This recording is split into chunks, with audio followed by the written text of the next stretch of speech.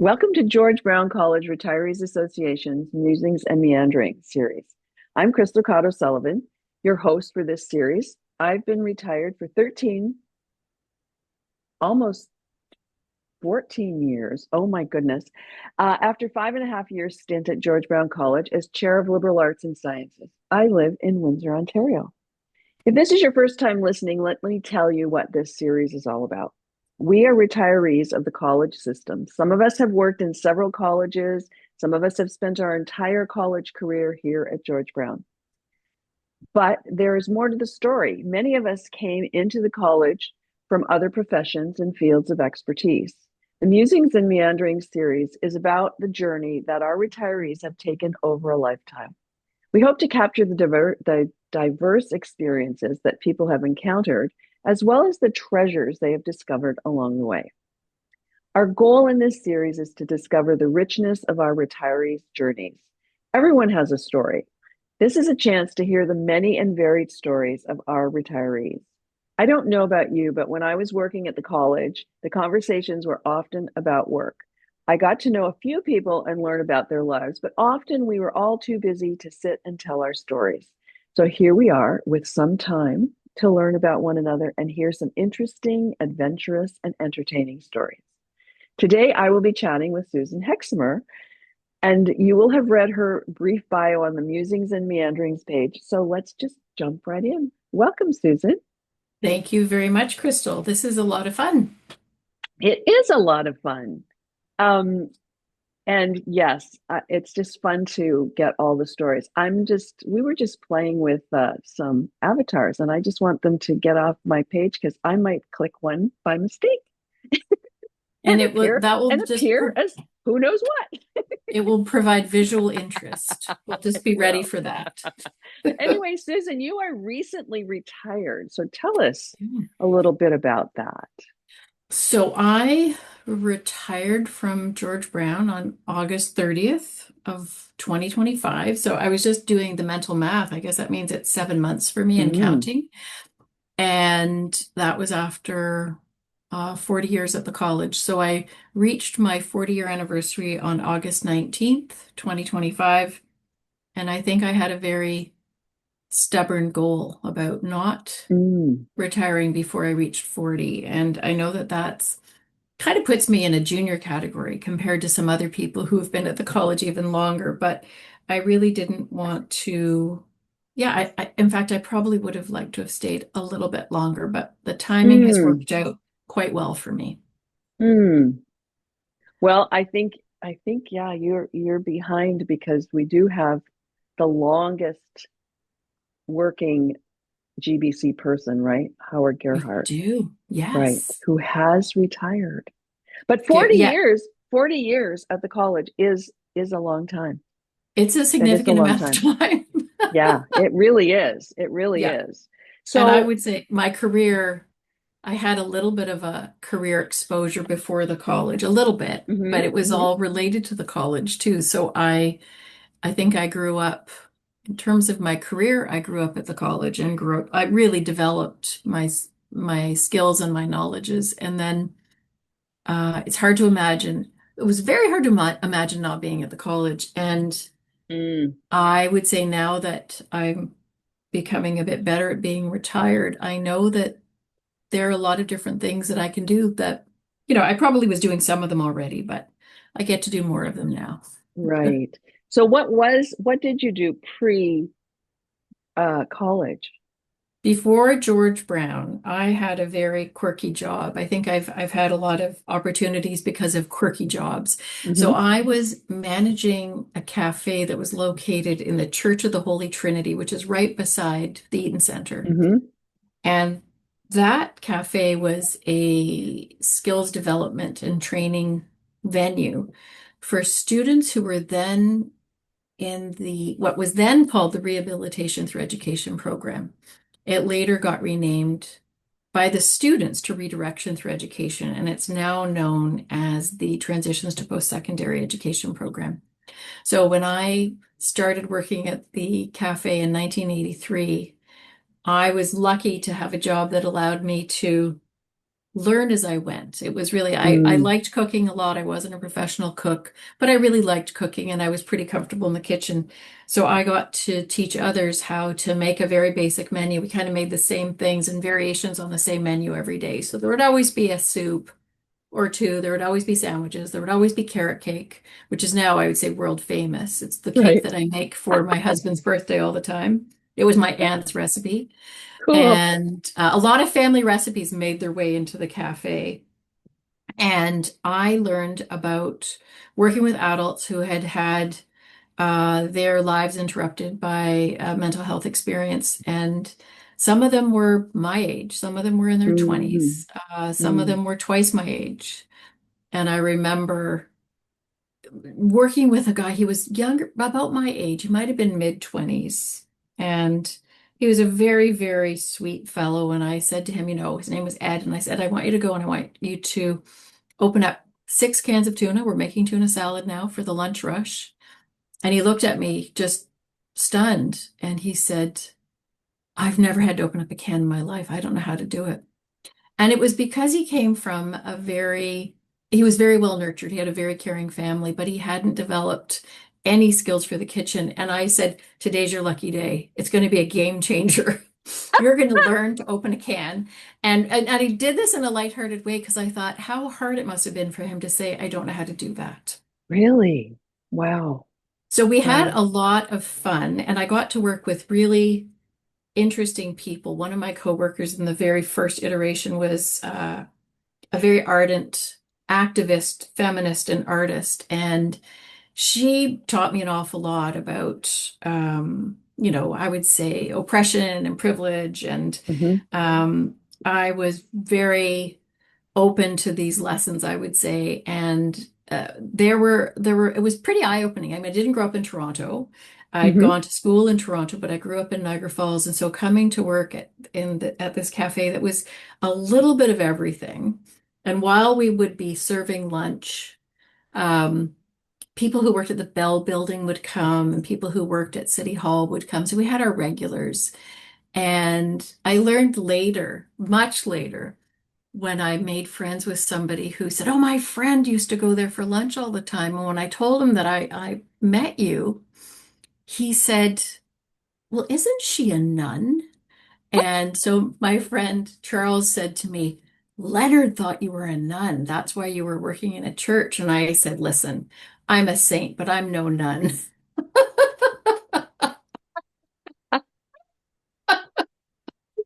So we laughed a lot about that. And he said, I think I'm not going to tell him. He said, he's wondering how you ended up married to your current, to Victor. Because, he thinks about Victor as being kind of rough and tumble guy. So how did you end up a nun married to Victor? So we had a lot of laughs about that. Anyway, I really did have a lot of adventures there, and the church was going through a massive renovation, Hmm. and we had to relocate. So we moved to the 519 community center and set up another restaurant there. And then eventually we opened up another restaurant on Church Street at the Ministry of Skills Development building. So it was really an interesting time of possibility. And Hmm. while this was going on, students from the RTE program would come and do their work placement. And it was my job to not just teach them how to cook, but to provide feedback on how they were doing. So the counselors from the program would come. So Rosalind Gilbert would come as one of the Hmm. counselors. That's how I first met her. Hmm. And we would talk about how her students were doing. And sometimes students would really get that, really take an interest in food and they might want to go on and get a job. And other times it was really just about learning to be part of a team Mm, and to feel some confidence about interacting. So a lot of it was group work. It was really learning mm, about your role in this group. And we had a lot of different knowledges and skills, people who'd done some very exciting things in their life, and others who had very little work experience. So I certainly learned a lot. And eventually, after working in that restaurant for a couple of years, there was an opening at RTE, and the coordinator of the program, Caroline Dutz, said to me, you have to apply for this job. mhm. And I said, well, I don't have a social work background. And she said, it doesn't matter. You've been doing this for 2.5 years. You have the know-how. Mhm. So I applied for the job, and the job was it was a support staff position because that's just the way it was. And I was hired Hmm. as an atypical technologist, Hmm. which is a bit of a mouthful. And eventually, so there were four of us who were atypical technologists, and I think three people who were professors. And Hmm. so over time, with the help of the the union, Hmm. um, we were able to get reclassified. Uh-huh. So I became a faculty member due to a reclassification. And Hmm. what was interesting about this, when I started in that job, my goal was to go to teachers college. And I said to someone Mm. that I worked with, if I'm still here in 5 years, would you please remind me that my goal was to become a teacher, not to be a support staff at the college? Mm-hmm. And within that, just beyond that 5 year mark, I got reclassified. So Wow. it was really interesting how it all turned out. And that was college was a very different place then. I remember going to my very first support staff union meeting with Rosalind, Hmm. and there were a lot of skilled trades people there because, Hmm. of course, the college was filled with all kinds of skilled trades program. And I was bug-eyed. I mean, I had no idea what was going on. I was in my middle 20s, and I was like, Yeah. "Whoa, this is like nothing I've ever experienced." So yeah, that was my part of my introduction to the college. I had great mentors along the way, so many people who were generous with their time, and I really have always been able to learn a lot by observing and doing. Mm. And Hmm. that was part of my story that I learned. I got to do many things. I was asked to do many things that I didn't think I had the skills and knowledge to Hmm. do. Hmm.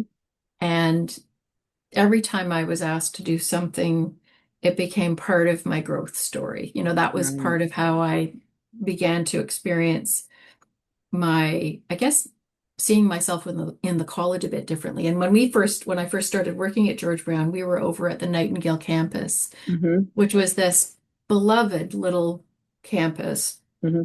just behind the Mount Sinai Hospital and very close to Baldwin Street, which has Hmm. all these fabulous restaurants, and it was just such a great location. So we were really kind of an island. We were off on our own, and we really Mm. benefited from having our own governance as well. We were not really part of the college. And the person who was our chair at the time, this was before Georgia was our chair, was Jeff Vile. And I know there was Georgia wrote a beautiful piece about Jeff recently. He passed away in March of 24. He was such a character. He was really, he ran a tight ship, and he also liked to have fun. And he was Mm. very knowledgeable, and I learned a lot from Jeff when it came to student discipline issues. We had a really Mm. sticky situation. I was about 8 months pregnant, and two women had a fist fight in my class. Oh, geez. And I remember jumping up from my chair to try to stop the fight. And one of the male students said, "What are you doing? Stop. Don't do that." And so I had to, of course, go down to the chair's office and say, "I've got a really big problem. I've got these two Hmm. women who have just, had a fist fight." And Jeff could be very spontaneous, but he was so procedural. He had a military background. He was so Ah, procedural in dealing with interesting. this situation. I was just telling someone about it the other day, and he said, "Here's the way it's going to go. This is what we're going to do." And we sat down, and he told these two women exactly how he was going to run this mediation, which resulted in suspension for them. But he Mm. he said, "It's your turn to listen now. It's not your turn to talk. You're Mm. just listening now." And he just set such good boundaries. It was Hmm. really impressive. Hmm. And so anyway, all of these moments along the way, and ways of learning from watching others. And I really had a good education in college culture, and Hmm. also it sort of deepened my interest in mental health for sure, and deepened my interest in teaching. So I really found a great back door to become a Mm. teacher. Hmm. Hmm. And then years later, thanks to Bob Cox, who put, my heels to the fire, I went and I did my master's. So I was able to, and the timing of everything now in hindsight seemed, it just worked out so well because going to do my master's after working at the college for a number of years, Mm-hmm. um, I guess about 25 years in at that point, Mm-hmm. I had a lot more knowledge and experience to draw upon. Yeah. And it Yeah. made my school experience, that experience of doing my master's was entirely enjoyable. Mm-hmm. With Mm-hmm. some lost hours of sleep and some headaches Mm-hmm. along the Mm-hmm. way, but it was Mm-hmm. really, it was a very good experience. Mm-hmm. Mm-hmm. Well, it's interesting, just all of the different aspects of of the work that you did. And I think that it, at least historically, that was one of the gifts of the college. It was like you could go in and you could have so many different experiences because they needed someone to do a job. And so, Yes. okay, here's someone who has some skill and let's get them in on the job. So in many ways, it was true to the original focus of the college. It was like hands-on learning and Yes. an apprenticeship in some Yeah. ways, So, I, I mean, I had a similar experience at St. Clair College where suddenly I was doing program review and course development and had a little bit of experience, but it was just such a great learning experience to be able to do that work. And we were encouraged to really try things. Truly was a time of possibility. And I Yes. think that the contrasting that experience with what's going on now, I feel, with some, I guess, element of guilt that I was able to benefit from a time of possibility and Hmm. growth. Yeah. And I know that you're absolutely right, Crystal, that if you were asked to do something, it was understood that you were bringing something to that task. You Hmm. might not have had Hmm. the experience, but you had knowledges that you could bring to it. So, Yeah. yes, doing curriculum development or running a project, and it really meant that the breadth of my experience was considerable.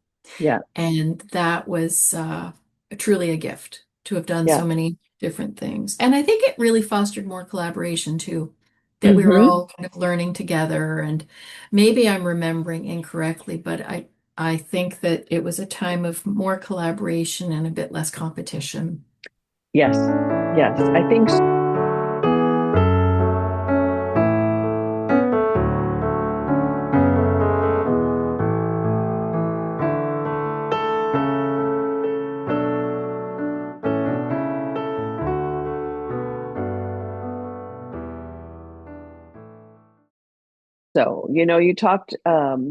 We talked before about the staff development work that you did and that shift. I think that was a really interesting shift. Maybe talk a little bit about that because I think that was a real time of moving across the different the admin, faculty, support staff, and getting people together to really look at what is education and what are we doing. Yeah, and I think that sort of picking up from the geographic point of view, I left Nightingale Campus. I moved to St. James Campus. So we left the small island. That building got sold. I moved to St. James. I started a new program, which was then called Pre-Community Services. And I also did the curriculum sort of feasibility for what became the Assistant Cook Extended Training Program. So this was a time when my career was actually taking a turn. And I was leaving the mental health sphere, moving into um, teaching people and giving them kind of a broad exposure to the helping field, having been a counselor, because eventually I became a counselor. And then again, Rosalind, who I worked side by side with for so many years, she was in staff development, working with Hmm. Akbar Remu. And Bob was looking for kind of doing a different recruitment at that point. I got to be involved with Geneva Park a little bit. Hmm. And then there was an opening in staff development. And so I did that half time while coordinating the pre-community services program. And again, that was a really interesting time when I think about the number of years. So I started that, I think, in 2008, and I did it until 2017. I started doing the math on how many new people I met, Uh-huh. the newly hired people, and I got up to about 350 because every every fall there would be a new group, a new cohort of newly hired faculty, and we would run the new faculty academy. Yep. And so they would have a full week of intensive training, and then we would follow them. At that time, it was 2 years. Probation was 2 years long. So I really had the benefit of meeting people at the happiest time of their career Right. when they're just starting. And Yep. some of them had already worked at the college for a long time. So getting a full-time job was like winning the lottery, having been contract Yep. for a long time. So, a lot of, I would say, significant bonds with people, and I'll still run into people, and they'll say, "I'll still remember what we did together. When we did that teacher training with you, or the experiences we had." And also, it meant meeting people when they were at their most anxious, because Right. they were coming into like, kind of they've won the lottery, but there's high stakes because they have to complete all the probationary requirements. And some people were pretty worried about having their classrooms observed, all of those things that Mm-hmm. can be pretty nerve-wracking. Mm-hmm. So I would say that moving into that sphere of supporting others, it was not unlike being a counselor and supporting students and also the trainee counselors who would come to the RT program.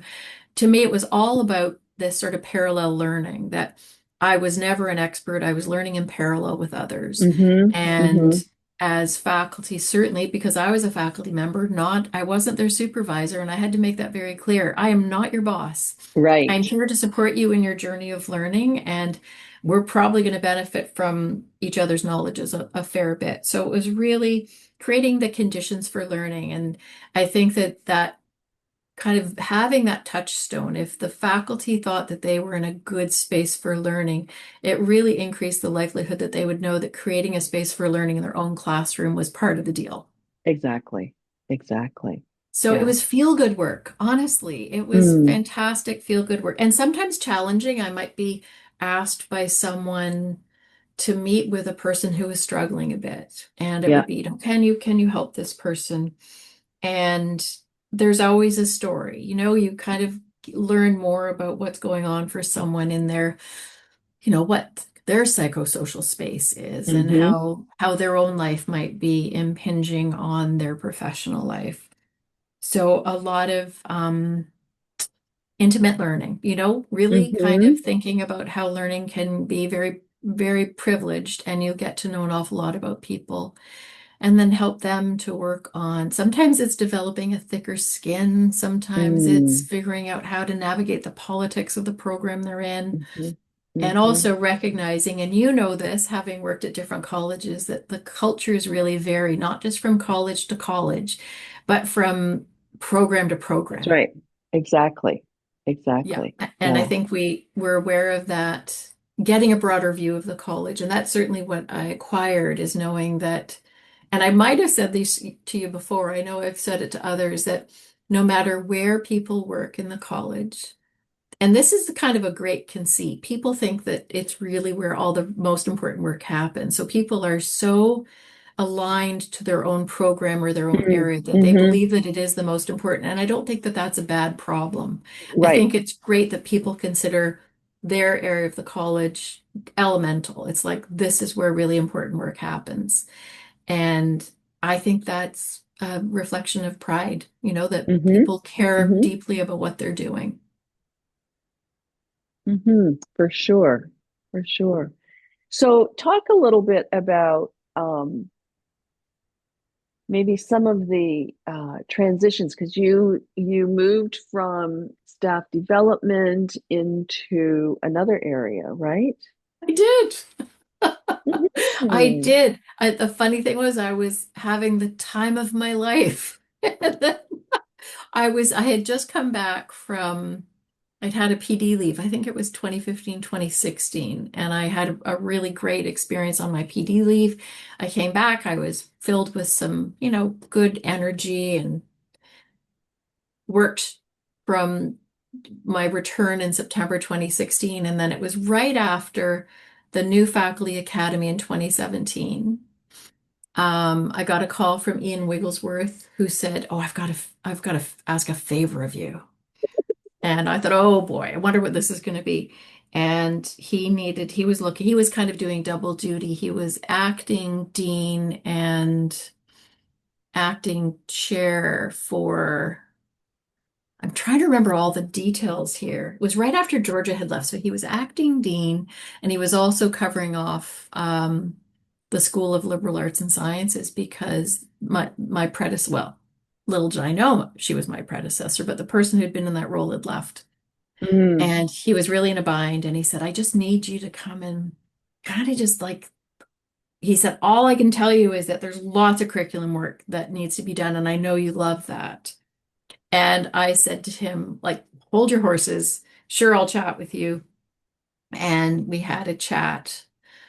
And he said, "Just come and do it for 3 months. That's all I need. Like, just do it until the end of December." And I started doing it. I don't know, like I hemmed and hawed. I was very hesitant because I had never imagined becoming an administrator. Hmm. And he said, "No, it's just an acting role. Don't worry. Just an acting role." So I hemmed and hawed, and I thought, maybe part of my experience of I started as a support staff, I ended up being a faculty member. Maybe this would be a good little exposure. I could do this for a few Hmm. months, Hmm. so it would be the end. I think at that time I said I couldn't possibly do it until the end of September because I've got some commitments and things that I have Hmm. to work on. And I don't want to leave my boss in the lurch. Mm. And he said, "No, that's fine." So I was planning to move into that role at the end of September. And I did that. And 2 weeks later, there was a strike, a faculty strike, which would Mm. probably be for me both. It was a low point. It was really a low point. That was one of Mm. the hardest things I've ever had to do. And at that point, that was one Yeah. of the hardest things I'd ever had to do, which was to cross the picket line Yeah. and to see people that I'd worked alongside were on strike, and I was in a different category. Even though I wasn't officially an admin person, I certainly was an acting admin person. Hmm. And that was a long strike. That went on for 5.5 weeks. Mm. So I hadn't even met all of my faculty by that point. There'd been kind of a meet and greet, and so I'd Right. met people, but there were people I still hadn't met. Yep. And so my very first time of meeting that faculty group was when they came back post-strike.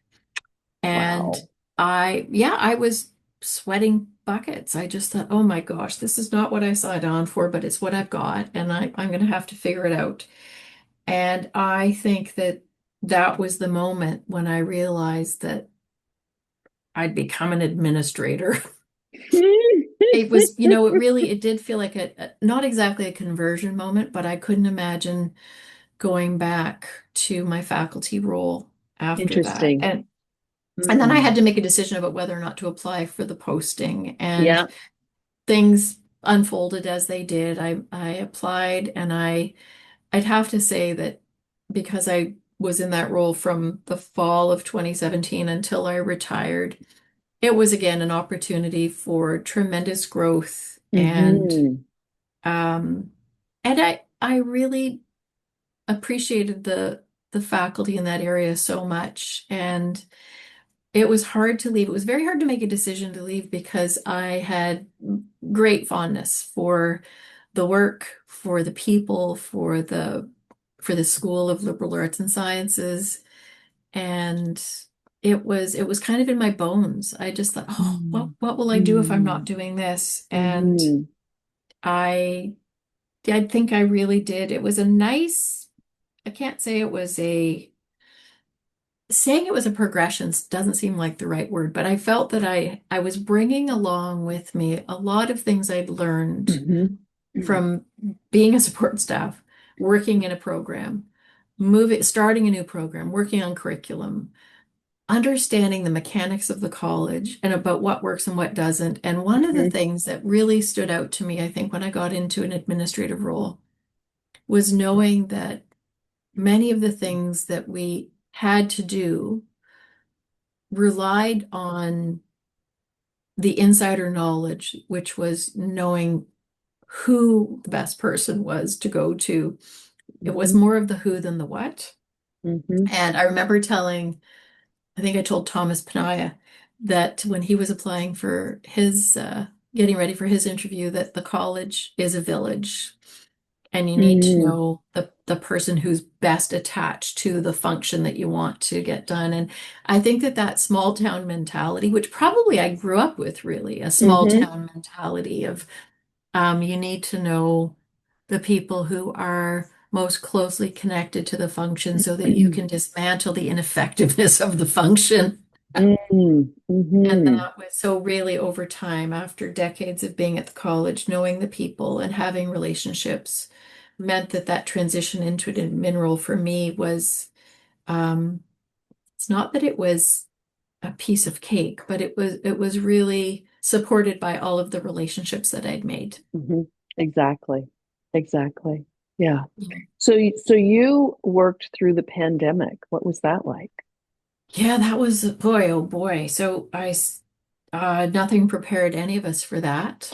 Right. Um, Still remember being, picking things up at the office on March 16th, I guess it was, the Monday, and thinking, well, what on earth do I take home?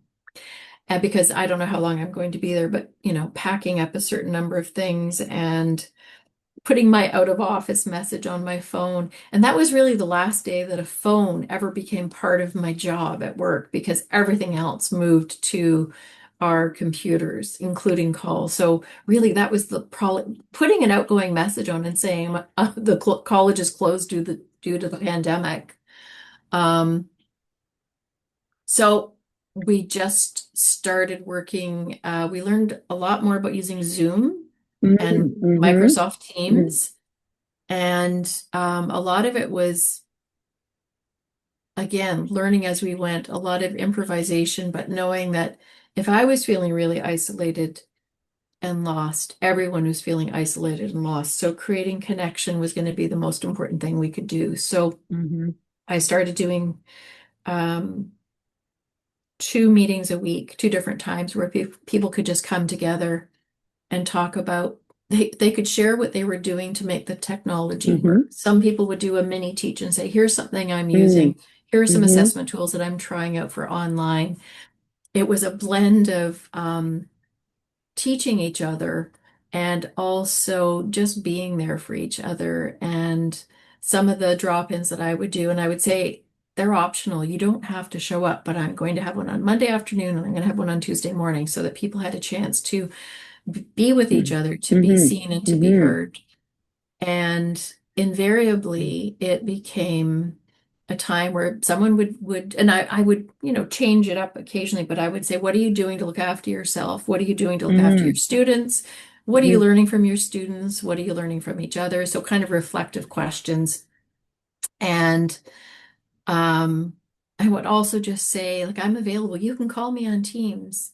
You can reach me anytime. And so I think we started reaching out to each other a lot more. The Mm-hmm. equivalent of, and you'll remember this, that there are some people who just come by and say, hey, do you have a few minutes? That's So right. those important conversations that would happen, not because you have an appointment, but because someone's got a question. And I would say, you can do that. If I can't take your call, I won't pick up. But otherwise, you can just phone me. Mm-hmm. I think that it broke down some barriers with respect to access. Mm-hmm. And I think that there are some people who probably got to know each other a little bit better because there was something quite equalizing about it. It Mm-hmm. wasn't about where your office was located. It wasn't about who you were sitting beside. It had a lot more to do with which meeting you showed up to and how you related or related to people in that space. So it had a funny benefit of creating, I'm not going to say more cohesion, but a different type of cohesion. Mm-hmm. And I Mm-hmm. think that the shared experience it was harder for some people than others. Mm-hmm. Mm-hmm. Um, I don't think it was easy for anyone. Right. But some people were already doing more things online, so it was less of a stretch for them. And they were able to really Right. share their insights about how you could use the technology, how you could grade, how you could do different things. Mm, And mm, um, I I do have some particular memories of getting to know people in a in a very real way because I think people mm, were so vulnerable. mm. And including me, I think I was certainly a lot more dropped some masks Sure. in order to really relate and connect. And at the time, we ended up getting a beagle, this dog who was a foster dog. And when I would have my meetings, Buddy would start barking at about 20 minutes to 5. The meeting was meant to go from 4 until 5. And he would start barking at 20 to 5. And people would say, "Oh, Buddy's ready for the meeting to be over." So it was like clockwork. So he became part of it. And I think that was the other thing that was interesting that our home life, and I think this was, Mm, this is not something everyone loved, but our home life, we were working in our homes became part of the narrative. And it was not at all uncommon for people's pets to enter the frame. So there's one faculty right. member whose cat would always walk in and make an appearance. And so I think it became a little bit more personal because Mm, of it. Yeah, hmm which was absolutely necessary because I think otherwise things would just fall apart or people would fall apart without that kind of connectedness, right? it's Yeah. so true. And Yeah. post-pandemic, because things never really did return to the pre-pandemic state. Right. And one of my observations, I'm going to say it was an observation that I made so many times that I think it started to sound like a complaint. But I said to the then VPA, we haven't really done anything to mark the return in a Yeah. way that brings closure to the other experience. Yeah. And I think that we have to do something to restore people's sense of place and belonging. And I think we also have to do something to restore curriculum because curriculum went through this massive change. In fact, you couldn't call it change. You could just call it was an acute situation, right? It was an Yeah. acute change. It wasn't a planned one. It wasn't a sustainable one.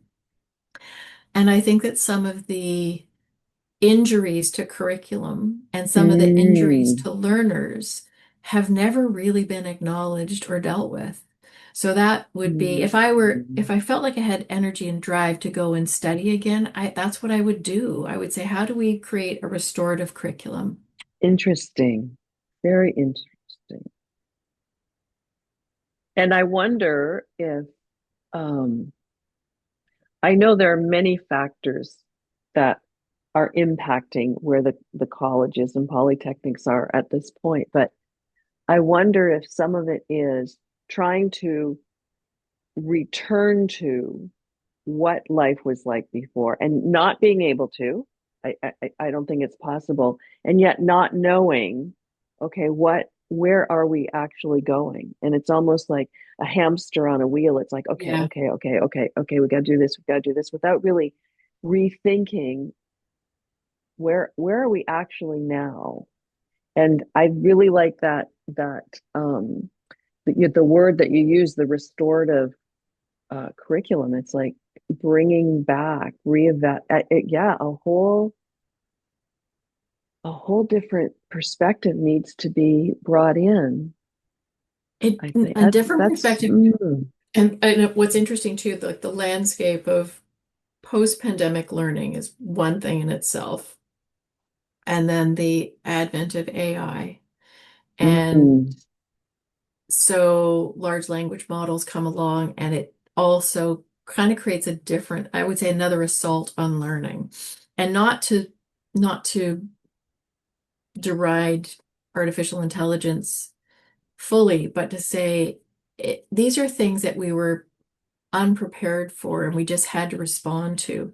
So yeah, the adaptation phase, I think that, and also because AI continues to morph, yeah. we're not catching up with it adequately. And I think that's really the thing about the pandemic is that it was an assault. It was acute. We didn't have a lot of free Mm, time. We had to mm, make mm, things mm. happen so quickly.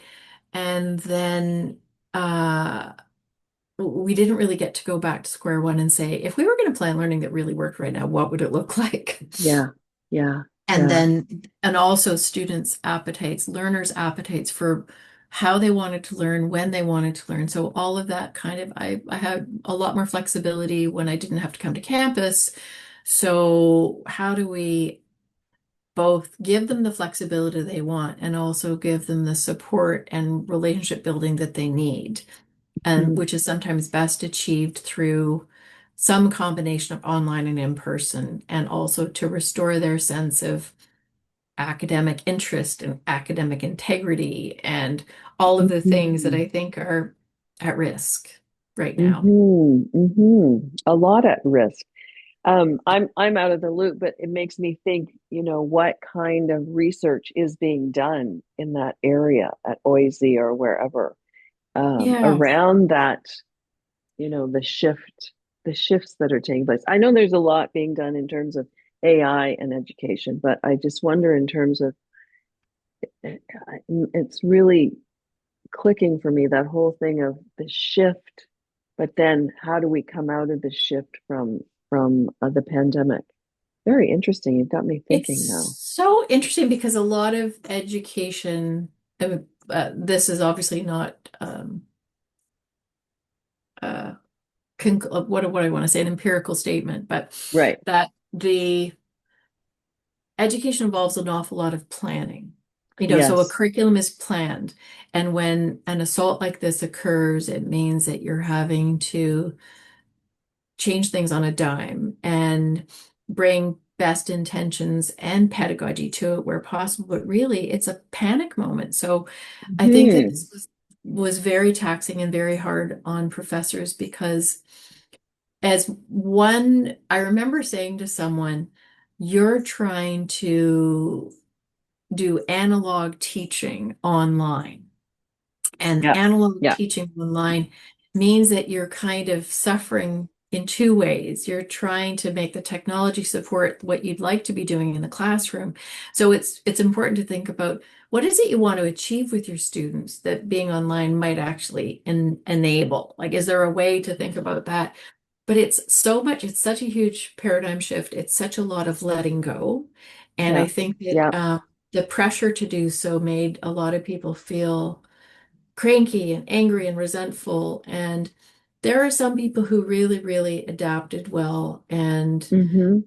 then said, I kind of like teaching online now. This is something I Mm. don't actually like. Someone said to me, I put so much effort into making this work that going back into the classroom feels like more work because I've really worked hard at making this work. Interesting. Interesting. But so I think it really meant that the notion of teaching and learning got really redefined, and it really took a toll on people. But I'd say it also stretched some people in a very good way. So Mm-hmm. it's Mm-hmm. not all Mm-hmm. bad. Mm-hmm. Um, and I certainly I became a lot more comfortable with technology for the purpose of communication Sure. and Sure. other things that we needed to do to be able to just keep our really to maintain connection. And I think that Mm-hmm. Mm-hmm. maybe is a good reminder that technology mostly is about connecting us. Right. That's And right. yeah, Yeah. I mean, just on a whole different level, one of the things we did in our family, during COVID is we started Sunday calls because half the family is in Alberta, and we would only maybe see one another once a year, once every 2 years. And suddenly, every Sunday, we have yeah, this call. And I yeah, don't think we would have done it except of the pandemic. And it wasn't even that, prior we could have gotten together, but we didn't. But suddenly, and we continue every Sunday, we have a call, and it just has yeah, made such a difference in the connections on all generations. It's yeah, wonderful. yeah, Yeah, yeah. So i it, think i think your word connection is so important in the pandemic, but it's also still important. It's like in a yeah, different way. prior to the pandemic, connection was important. During the pandemic, but how do you shift the connection, and which is what you were doing, and then Yeah. now how are the connections made with all of they're rejigging again, some online, some in class, and who's making those connections? And what was interesting when I think about the frequency of the meetings, they were weekly meetings and there were Mm-hmm. two different time slots. And there were some people who would show up for both because they say, oh, I was curious. I Mm, want to know what you're going to do in this meeting. And I'll say, well, it's sure. kind of open-ended. We're meeting people where they're at. Um, but I actually had, with the number who came, and it wasn't everyone. There might have Mm-hmm. been, I think the largest number of people who ever showed up was 22. Fantastic. So, given that there were, I would say as many as 90 people who could have come, Mm-hmm. that was only a small portion of them. And sometimes there would only be 12 or 6. Yep. But Yep. I was having more weekly communication with people than I otherwise would have. Exactly. Exactly. And Exactly. Because when I was chair, I would have a big meeting at the beginning of semester yep, and at the end of semester. But in between, yep. that's a really good point. Isn't that interesting? And then I would have program meetings for the general arts Yeah. and science program that would be separate. And so Mm-hmm. it meant that there was more, I would say, greater frequency of connection. And I really think I got to know more about people's teaching as a result. Mm, And I mm. also got to learn more about the individuals, and their pets. And they're pets. And their pets, if they had pets. So there were some things about it that cha really accelerated because this was, kind of halfway through Mm-hmm. I didn't know it was halfway Mm-hmm. through my tenure, but it was. And Mm-hmm. then we went back to campus the fall of, why can I not remember this, Crystal? It's so funny. Was it the fall of 2022 that we went back to campus? I think so. And then 22, 23, 24. Nope, it might have been the fall of 23. I don't know Okay. why I can't remember this right now. It's all a blur. But we had a return to campus, but we couldn't go back to the St. James campus because there had been flooding damage. And so we Right. ended up going to 341 King and kind of set up shop there. And so what's really interesting is that when people have been through a significant change because of the pandemic, and then we say, Mm-hmm. now we're going back to campus, but you're not going back to where you usually were. We're going to go to another location. Mm-hmm. And for some people, the general arts and science program had been at Casa Loma, and we moved them down to 341 King. So it was, again, asking for, and yet another change. And I guess the thing Right. is, there is that sort of change fatigue that people get. But Mm-hmm. there's also, well, what's one more change? Why not? Right. Like in for a penny, in for a pound. So the excitement of being back on campus was palpable for me. It was very Mm-hmm. nice to see people again and really seeing students in person and feeling the energy of having students in the hallways and getting Mm. to know them. And I would meet with students online because we would do drop-ins for the students for the GAS program in the same way that we did drop-ins for faculty. So there were some students that I got to know very well, but only online. And Uh-huh. one of them I met in person for the very first time last summer. She came to do a testimonial video. Her name's Brooklyn. And I said, Brooklyn, I can't believe we're finally meeting in person. And Wonderful. yeah, yeah. So but again, that sense of like we know each other really well, but we've never actually been in each Yeah. other's presence. Yeah, Yeah. in Yes. physical company. So that return to campus was very important and yet another change. Mm-hmm. Um, and then eventually we got back to the St. James campus and it we had that before and after concept of the halls being Mm. busy, kind of a vibrancy that we never Mm-hmm. really Mm-hmm. recaptured. Mm. Mm. But I think the pockets of connection, again, the kind of seeing students, having some traffic, feeling that Mm-hmm. there's a hub of activity, those are the things that we certainly missed and that we were Mm-hmm. longing for. So we got some of it back. Yeah. We didn't really get to the pre-pandemic level though. Right. And then of Right. course we're now looking at drastic reductions in enrollment. And Right. yeah, yeah. And the other part of that was that we had this incredible saturation of international students because we reached a peak of international enrollment. We had at one point 83% of the students in the general arts and science program were international. Whoa. Yeah. Yeah, it was wild. So that also, speaking of, needing to plan for, that wasn't something that we knew about. It was very hard to plan for. And Mm-hmm. so a lot of it was reverse engineering. How are we going to change this curriculum to be able to leave no one behind? Yeah. And so how do we actually make this curriculum work for the learners that are in front of us? And Yeah. then AI came along. So these things dovetailed. And so how do we actually do assessments that have integrity when people are using their smartwatches to share answers from the people in the Oh, hallway? So it really created new protocols entirely. wow. Wow. Yeah. So, were you there when the number of international students was reduced? It was reducing. So I left 7 months ago, and I know that the students so we were only going to have a small handful of international students coming into the gas program in September because it wasn't one of the programs that was on the approved study permit list, Mm, or sorry, mm, work permit list.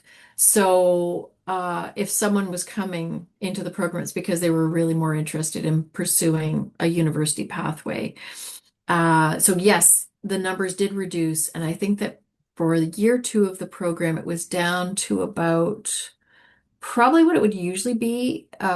You ordinarily it would be around 20%, and I think it was probably about 30% of the students in year two of the program who were international compared to the peak that we achieved in the winter of 2024, I think. That's when we had 83%. wow. Wow. Yeah. Big But change. it kind of unrecognizable, really. And I learned very Mm, quickly, we learned more about working with the international supports of the college. We had to learn more about all of the details related to being an international student and also realizing how very lonely and isolated many of them were. And so their professors became really important to them. And in some cases, I think they were parent figures for these wow. young folks. Yeah. Yeah. Yeah. Wow.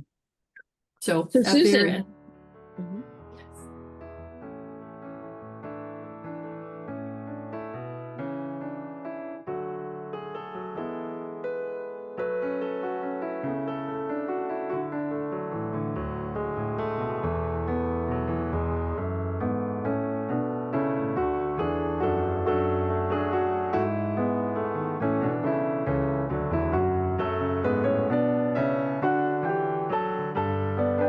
So at their Susan. end. Mhm. Yes. So here you are, newly retired, 7 months. So, what have been your challenges, your joys, and any advice that you would have for people? I think that one of the challenges, one of my friends who was a teacher retired a couple of years ago, and she said, it's going to take you a while she said, it took me a while. I think it'll take you a while to get past a productivity mindset. Mm, And I think that's very true that I mhm, somehow feel I should, when someone will say, what are you doing in your retirement? I had an assessment for a foot problem recently, and the surgeon said mhm. to me, you're retired. What are you doing with your time? And I felt defensive. I thought, oh no, this is a test and I'm going to fail it. So, does it have anything to do with whether you'll operate in my foot? Is really what I wanted to say. But um, he, so when he asked that question, I thought, what am I doing with my time? Well, I try to have a plan for the week, things I want to get Mhm, done. But we acquired a dog, we fostered and adopted a dog. And so my beloved beagle buddy passed away last July. I didn't think I was ready for mm, another dog, but this dog Mario came into our life at just the right time. So I've been very busy with he just turned 2, so he's technically just a puppy. mhm. He's a Greek hound dog, so he Oh, is very energetic. He requires lots of walking. So I walk a lot and I take my dog to the park and I've learned to train my dog a little bit, went to some mhm, doggy basic mhm, training. mhm. Um, I have been, it's kind of, you go through your cupboards and we've had a number of, we're having a garage sale this weekend. It's the second one we've had in the last few months. Uh-huh. So that's kept me busy. So a lot of it is kind of going through old things and determining why do I have so many things. Mm-hmm. Traveled a little bit, went to a Mm-hmm. wedding. Close family friend got married in Mexico, so we went on a trip to Mexico and to Mexico City. I would really love to travel more. Uh-huh. Um, and I, yeah, I think I've had more time to um, go for walks with people. Lately, I've been reaching out to a lot of people that from work to Mm-hmm. check in with them. It's been a really rough time at work lately. I know there's a lot of Mm-hmm. heartache and a lot of despair because Mm-hmm. of layoffs. So I've Mm-hmm. been, I'm not going to say keeping tabs, but I've been checking in with people. Good for you. Yeah. And it's kind of, when you don't know exactly what to say to someone when they're having a terrible time, but I think sometimes just listening. So that I'm Uh-huh. just reaching out and saying, thinking about you, and would you like to go for a walk or a coffee? So Good for you. that it kind of, Crystal, it sounds maybe a little bit flaky to say, but it makes me realize that things happen for a reason. We don't always know why, but the fact that I have some time to reach out to people Mm. right now and I'm not their boss, Right. it's meaningful. Good. Good for you. Good for you. Yeah. I don't know. It's just it's heartbreaking, but these are people I care a lot about and I, Yeah. want to be there for them. Yeah. So, Good for and you. the other thing I've done a lot of, and I would say I'll have to moderate this. I bake a lot. I love Oh, baking. uh-huh. Oh, good for So you. I've learned to make a very good focaccia, and I never thought of myself as a bread maker, but I've learned to make an excellent focaccia. And I continue to work on I have a couple of standard recipes that I do that Mm. it goes back to the cafe days when I Yeah. think, especially when I'm stressed, I find baking very, very therapeutic and enjoyable. I have to learn to give it away because it's not good having so much stuff. In fact, I did that at Easter time. I started making little mini carrot cakes that I gave to some, Oh, yeah. very Yeah. good. So I'm just gonna step out on a limb here and ask you, do you share your carrot cake recipe? Okay. I absolutely So do. so I will do can that. could you send it and we'll post it Yeah, on Musings for and sure. Meanderings? Oh, that would be so fun. Yep, Okay. for sure. Great. Very good. Yeah, Okay. I can send photos as well. I made a really Good. large one for my husband's birthday. Uh-huh. Um, I got 3-layer carrot cake, and yeah, it weighed so much. It was about 20 pounds. But uh, one of my best friends said, carrot cake is really food. It's not a dessert. You can have lots of it because it's a food. Well, it covers so many food groups. I think It I think she's does. right. Yeah, absolutely. Okay. Any last word for other retirees? You know what? I feel I'm a novice. I'm only just getting the hang of this. I think that I'd like to be able to do this for myself, which is to be a little bit more patient and Mm, gentler with myself mm, and just think there are some things that I will love to do. Oh, and I've done more yoga. That's what I should say. I started and I've done more yoga at home and I started going to a class with some friends on Monday. So really good tip if you're my age, if you're over 60. I think it's over 60. You can get a City of Toronto. It's called a TO Fitness Access Pass for $160 for 1 year. fantastic. And that includes, yoga and fitness classes. And so I'm trying to build up my schedule a bit with a little bit more of that. Um, and so, yeah, so I signed up for that. So I would say a little bit of structure. So really the dog and a bit of yoga, that's my structure. And then Hmm. really one of my friends who retired recently said, I just try to do one thing a day. And I think that the one thing a day is overrated. It's okay to not do something every day. I think you're right. I think you're right. It's really okay. And but creating time friendships and Mm, yeah, really making sure that this is a time I need to do more of that. I think I still think I've got to be working on something. right. Yeah. Yeah, And so you I think don't. getting over the work mindset and Hmm. allowing myself to have more playtime. And you know what Hmm. I think, what I realized, I had to remember that I was listening to a podcast. It was Jane Fonda being interviewed by Hmm. Julia Louis-Dreyfus. Hmm. And she was talking about her chapters, and she said, Hmm. this third chapter really is about going back to your girlhood, but with more knowledge and insight because you're no longer a girl, but going, and I thought, who was I as a girl? And I thought, well, I like to be busy. I like to do fun things. Without sounding shallow, I'm a very fun-loving person.